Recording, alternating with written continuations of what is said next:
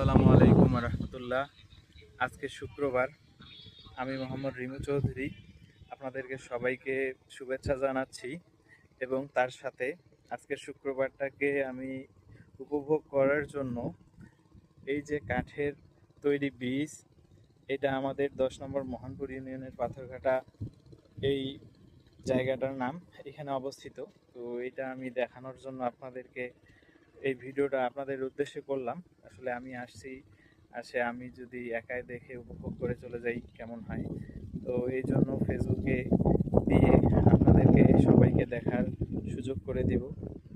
এই যে পাশেই একটা ব্রিজ আছে, আর এই যে নদী ভাঙনের কারণে এখানে এই কাঠ দিয়ে তৈরি করছে এই ব্রিজটা এবং রং করে দিছে, যা দেখতে অনেক সুন্দর।